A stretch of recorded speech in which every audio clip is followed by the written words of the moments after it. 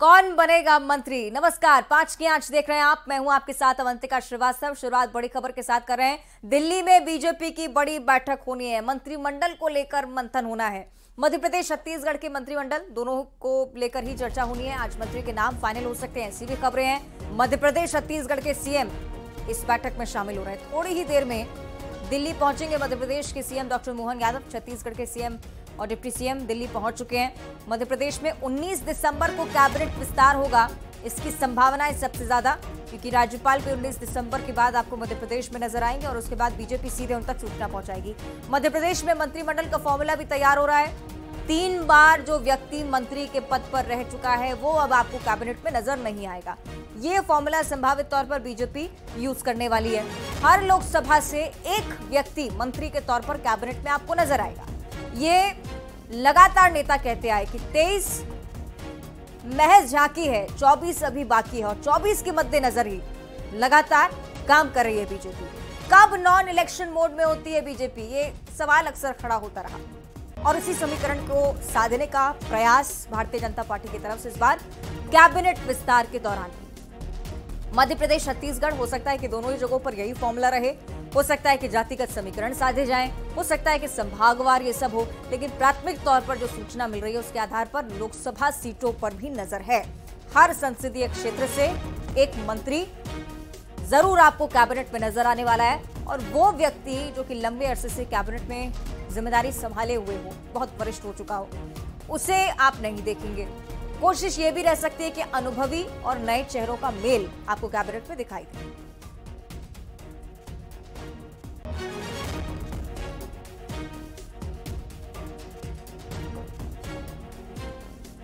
चलिए, खबरें लगातार चलती आ रही हैं और इन खबरों को लेकर पुख्ता जानकारी क्या है ये भी हम समझ लेते हैं। हमारे 3 सहयोगी हमारे साथ जुड़ रहे हैं। शिवन प्रताप है, दिल्ली से लाइव जुड़े हुए हैं। शैलेंद्र सिंह चौहान है, भोपाल से जानकारी पहुंचाएंगे। आकाश शुक्ला है, रायपुर की स्थिति हम तक पहुंचाएंगे। शिवम, सुबह भी आपसे चर्चा हुई, आप इसी और संकेत दे रहे थे कि संसदीय क्षेत्र से हो सकता है कि एक व्यक्ति आपको कैबिनेट में जरूर नजर आए। अब से कुछ ही देर बाद बैठक होनी है। शिवम, क्या हलचल है दिल्ली में फिलहाल? देखिए, बिल्कुल दिल्ली में हलचलों का दौर शुरू हो चुका है। बीजेपी अध्यक्ष जेपी नड्डा से तमाम जो मुलाकात का आज दौर जारी होना है। राजस्थान के मुख्यमंत्री ऑलरेडी दिल्ली पहुंच चुके हैं, छत्तीसगढ़ के मुख्यमंत्री ऑलरेडी दिल्ली पहुंच चुके हैं। अब से कुछ देर बाद जो मध्य प्रदेश के मुख्यमंत्री है वो भी पहुंचेंगे और दिल्ली से, वहां से, भोपाल से वो रवाना हो गए। लेकिन सबसे बड़ी बात है कि आखिर कौन सा फार्मूला इन राज्यों में अपनाया जाएगा ताकि जो मंत्रिमंडल गठन हो वो 2024 लोकसभा चुनाव के अनुरूप हो। यही एक वजह है कि जहां लगातार तमाम दावे किए जा रहे हैं कि हर एक लोकसभा से एक मंत्री होगा, संभाग से होगा, कास्ट फैक्टर से कौन सा फैक्टर अपनाया जाएगा। लेकिन जो हमारे सूत्र है वो ये दावा करते हैं कि पार्टी ने कई ऐसे नाम है जो पहले चुन लिए हैं और जिन संभागों में, जिन अगर आप करें जातिगत अनुरूप से देखें तो जहां पर अभी तक प्रतिनिधित्व पार्टी नहीं दे पाई है उनको मौका देने का इस बार जोर रहेगा। सबसे बड़ी बात, जिस तरीके से युवा चेहरों को कमान सौंपी गई है, एक नए चेहरों को कमान सौंपी गई है, तो इस बार पूरा ट्रांजिशनल चेंज होना है भारतीय जनता पार्टी की राज्य सरकारों में। ऐसे में कैबिनेट मंत्री कई ऐसे लोगों के भी हाथ में ये पद आएंगे जो पहले मंत्री नहीं बने, यानी कि 3 से 4 बार वाले जो मंत्री हैं उनको कहां सेटल करेगी पार्टी के जो राज्य के बड़े नेता चुनाव लड़ाए गए थे उनको कहां सेटल करेगी। तमाम लीडरशिप है जो इन चुनावों के बाद उनको मुक्त भी कर दिया उनकी जिम्मेदारियों से, क्या उनको मंत्रिमंडल में लाएगी। 2024 को लेकर सबसे पहले जो छोटी सी कैबिनेट बनेगी अभी फिलहाल के लिए 1.5 दर्जन मंत्रियों की, 1 से 1.5 दर्जन की, तो उनमें से कौन कौन से लोग होंगे 2024 में जिनका पार्टी का प्रभुत्व होगा, जिनका एक करिश्मा है, ऐसे तमाम समीकरणों को अपनाया जाएगा। नाम पहले से ही विकल्प होता है, दोनों के पास राष्ट्रीय जो टीम है उनके पास दिल्ली में एक जो राज्य का मुखिया चुना गया है वो अपनी टीम के साथ नाम लेकर आता है और उसके अनुरूप फिर चयन होता है।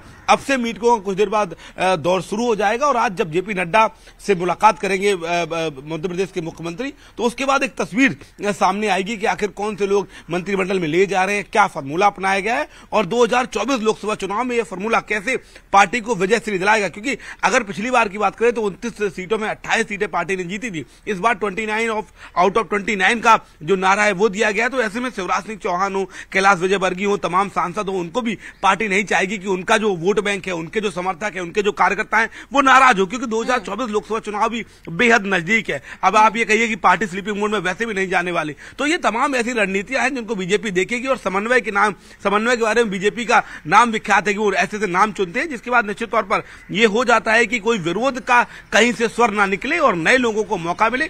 आज इसकी चर्चा राज्य के मुखिया, अपने पार्टी अध्यक्ष और पार्टी के तमाम जो वरिष्ठ नेता है उनसे करेंगे और उसके बाद एक तस्वीर सामने साफ हो जाएगी कि आने वाले इस वीक में मंत्रिमंडल का गठन होना है। खबरें चल रही हैं कल से परसों के बीच में हो सकता है, लेकिन आज जब मुलाकात का दौर खत्म होगा तो उसके बाद लोगों के सामने ये तस्वीर आएगी, कितने मंत्री बन रहे हैं, कौन सा फॉर्मूला अपनाया गया है। फिलहाल ये तमाम जो बातें मैंने बताई, इन सबका एक समन्वय निकालकर पार्टी 15 से 18 मंत्री बनाने वाली है, जो सभी फैक्टर्स पर हावी रहे, जिनका विरोध ना हो और जो पार्टी के कार्यकर्ताओं में युवा जोश को फूंक दे।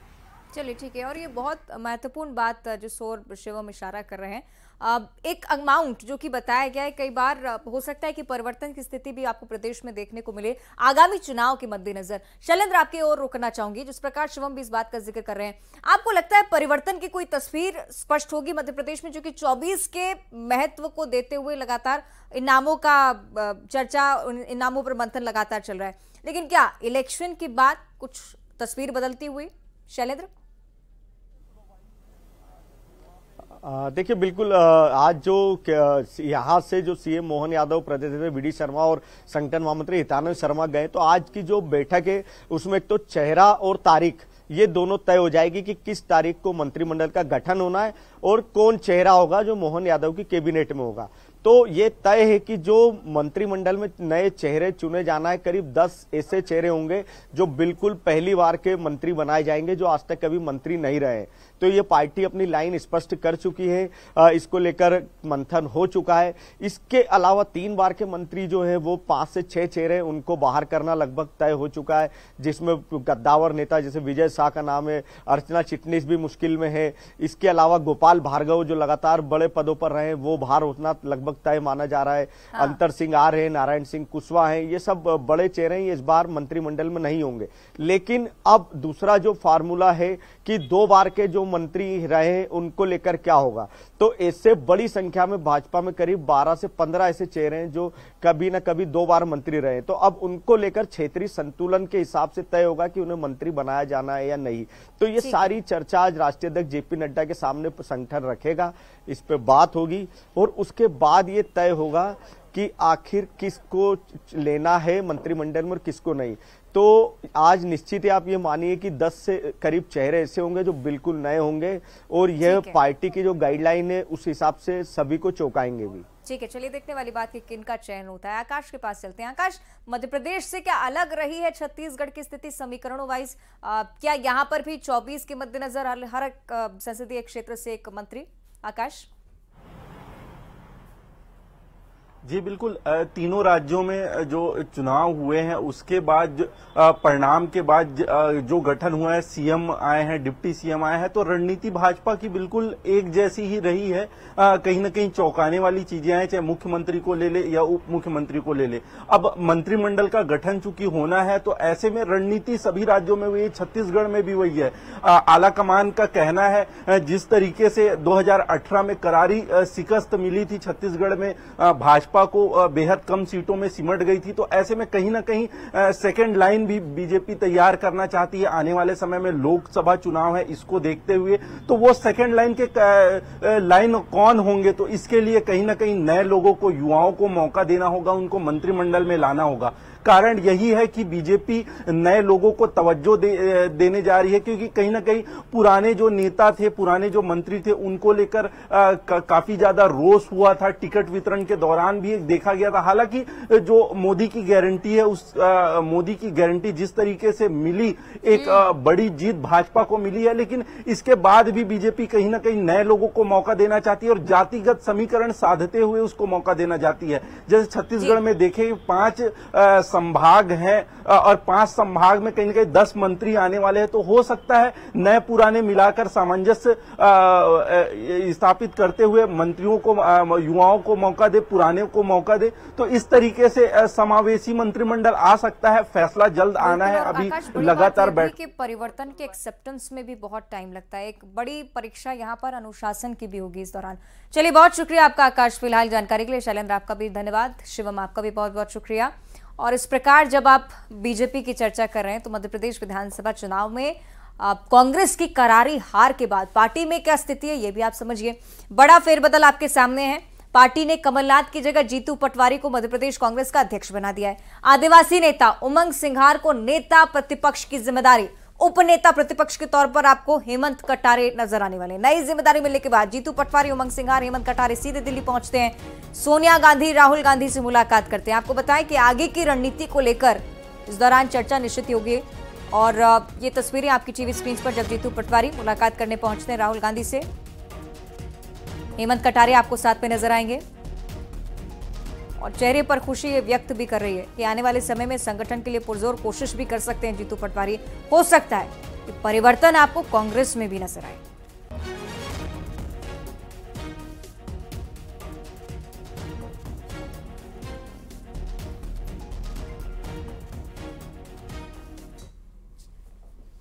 जो पार्टी का अभी परफॉर्मेंस रहा वो नेचुरली चिंताजनक था। 40% मत हमें मिले, जनता ने हम पे भरोसा किया, पर भारतीय जनता पार्टी के 8% मत कैसे बढ़े, ये भी चिंता का विषय है। जैसा पूरे देश में ईवीएम पे संदेह करने वाले लोगों की संख्या बढ़ती जा रही है, तो ये भी एक चिंता का विषय है। भरोसा लोकतंत्र में नहीं होगा, व्यवस्था पे नहीं होगा तो किस पे होगा। कांग्रेस पार्टी की आइडियोलॉजी घर घर कैसे जाए, जो प्राचीन भारत की आइडियोलॉजी है, जो भारतवर्ष की आइडियोलॉजी है, प्रेम की, प्यार की, मोहब्बत की, वो घर घर वही कांग्रेस पार्टी की आइडियोलॉजी है। तो उसको हम हर घर में प्यार मोहब्बत की बातों से, देश की भावना से कैसे अवगत कराएं और हमारा केडर मजबूत कैसे हो। चूंकि हमारा यंग देश है, हमारा युवा प्रदेश भी है, तो युवाओं की भागीदारी सिस्टम में कैसे बढ़े और 36 कौम को इसमें एहसास हो कि ये मेरी पार्टी है और मुझे इस भावना से कि हमारा रिप्रेजेंटेटिव हमारी पार्टी में है, इसकी भावना का भी हमें ध्यान रखना चाहिए। स्वाभाविक है, राहुल जी ने हम दोनों को, सभी साथियों को एक बधाई दी और कहा कि बिल्कुल जाइए, बिल्कुल आपको पार्टी को मजबूत करना और लोकसभा के तैयार करें और कैसे भी संगठन को हमें वापस खड़ा करना है और साथ में भाजपा के खिलाफ बिल्कुल तैयारी की मोर्चाबंदी संभाले।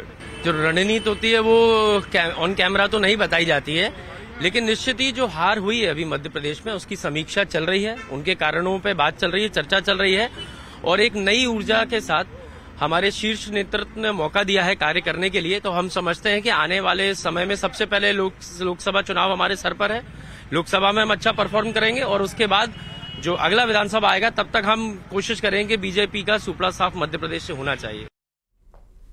और बीते दिनों संसद में जो हुआ वो आप सभी ने देखा, जमकर बवाल इसके लिए हुआ है। लेकिन मध्य प्रदेश विधानसभा में इसी के चलते चाक चौबंद व्यवस्था की गई है।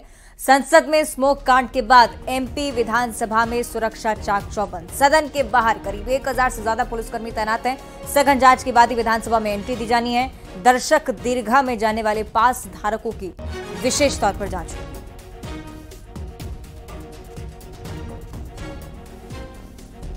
ये अभी आप सभी लोग ध्यान देंगे ड्यूटी इसको रवाना होंगे। सुरक्षा के लिए वहीं पर आपके जो लोकल पुलिस बल है वो लगाया, लगभग 1000 से अधिक का जो पुलिस बल है वो यहाँ पर लगाया गया है। क्योंकि देखिए जिस तरीके से संसद में जो सुरक्षा में चूक हुई उसके बाद जो है इस बार विधानसभा की जो सुरक्षा व्यवस्था है काफी अलर्ट मोड पर रखी गई है और यही कारण है कि 1000 से अधिक जो जवान है वो लगाए गए हैं और अलग अलग जो गेट है वहाँ पर जो है सुरक्षा व्यवस्था चाक चौबंद की गई है ताकि किसी तरह की कोई ऐसी परिस्थिति ना बन पाए कि कोई दिक्कत यहाँ पर। और यही कारण है कि तमाम जो पुलिस बल यहाँ पहुंचा हुआ है उस सबको जो है वो निर्देश दे दिए गए हैं कि क्या क्या करना है और क्या नहीं करना। देखिए सभी को अपनी अपनी ड्यूटी समझा दी गई है, किस तरीके से आपको किस गेट पर रहना है और क्या क्या चेकिंग करनी है। देखिए चूंकि इस बार पुलिस के सामने चुनौती ज्यादा इसलिए है क्योंकि देखिए जो पहली जो बार जो के विधायक जो है वो यहाँ पर अब पहुंच रहे हैं और ऐसे में उनको बहुत सारी चीजें पता नहीं है, तो ऐसे में कैसे उनको अंदर प्रवेश कराना है और किस तरीके से क्या क्या सामान उनको लेकर आना, ये तमाम जो हिदायतें हैं वो यहाँ के स्टाफ को दी गई हैं ताकि किसी तरह की कोई लापरवाही यहाँ पर ना हो। ये व्यवस्था यहाँ पर लगातार की गई है और जो पुलिसकर्मी यहाँ पहुंचे उनको भी साफ तौर पर ये निर्देश दे दिए गए हैं कि किसी तरह की कोई दिक्कत नहीं होनी चाहिए। और क्योंकि देखिए जो विधायक आ रहे हैं उनको विधिवत और यहाँ पर प्रवेश कराया जाए और जिस तरीके से साफ तौर पर इस बार ये भी बताया गया है कि जो दर्शक दीर्घा है उस पर भी बहुत सीमित लोगों को ही इस बार पासेस दिए जाने हैं। तो ऐसे में तमाम सुरक्षा व्यवस्था के इंतजाम यहाँ पर किए गए हैं। कैमरामैन दीपक कुमार के साथ शैलेंद्र सिंह, न्यूज़ 18 भोपाल। और मध्य प्रदेश में प्रोटेम स्पीकर का एक बयान सामने आया। गोपाल भार्गव का जिक्र करें, जिनकी तरफ से कहा गया कि कल से होने वाले विशेष सत्र में तमाम विधायकों को शपथ दिलाई जानी है। विधानसभा अध्यक्ष का निर्वाचन भी होना है अनुपूरक बजट का प्रस्ताव नहीं आया है। सुरक्षा को लेकर भी निर्देश उनकी तरफ से दे दिए गए हैं। विधानसभा पहुंचकर निरीक्षण उनकी तरफ से भी किया गया। बयान अनुपूरक बजट को लेकर जरूर कि सूचना नहीं मिली है, लेकिन हो सकता है कि संभावना इस ओर इशारा करें कि अनुपूरक बजट पर बातचीत हो। विधानसभा अध्यक्ष के निर्वाचन को लेकर भी बात होनी है। कल विधायकों का शपथ ग्रहण समारोह।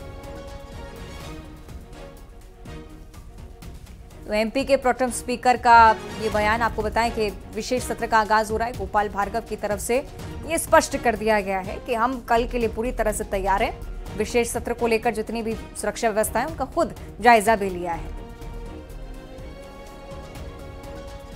कार्यसूची आज जारी हुई है। कार्यसूची में सर्वप्रथम, जैसी कि हमारी परंपरा है, वंदे मातरम का गान होगा। इसके बाद में कुछ समय के लिए परंपरा है कि लगभग 1 मिनट 2 मिनट जितना भी हो सदन मौन रखेगा, और मौन रखने के बाद में विधिवत शपथ और प्रतिज्ञान होगा।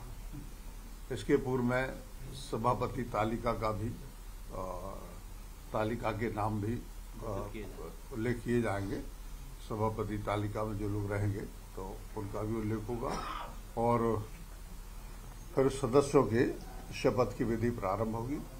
और शपथ विधि में इस बार ये व्यवस्था दी है कि चूंकि जो भी विधायक चुन के आए हैं, नवनिर्वाचित विधायक भी हैं और हमारे वरिष्ठ विधायक भी हैं।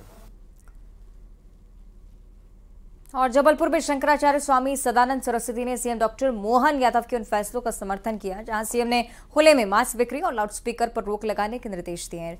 शंकराचार्य स्वामी सदानंद सरस्वती जिन्होंने कहा कि मनुष्य के लिए मांसाहार भोजन नहीं होता है, मांसाहार भोजन पशु के लिए होता है। लाउडस्पीकर पर रोक से बच्चे आसानी से पढ़ सकेंगे, उनकी तरफ से कहा गया। पर रोक लगना अच्छी बात है।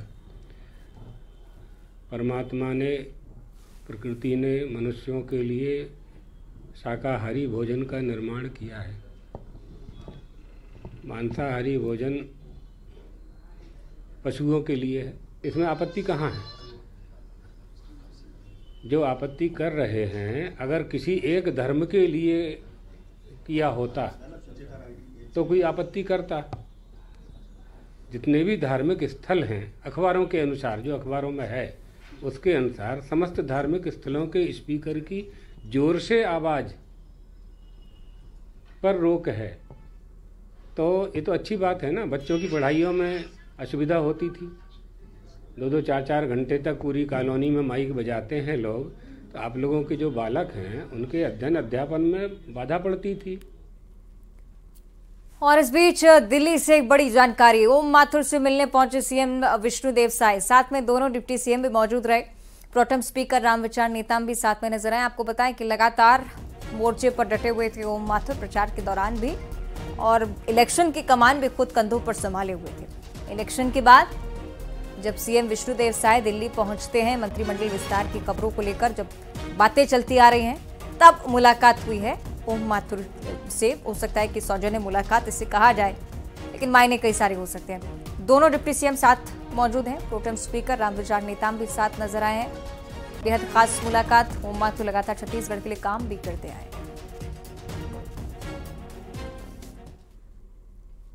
और अब वक्त एक ब्रेक का है, फौरन हाजिर होते हैं।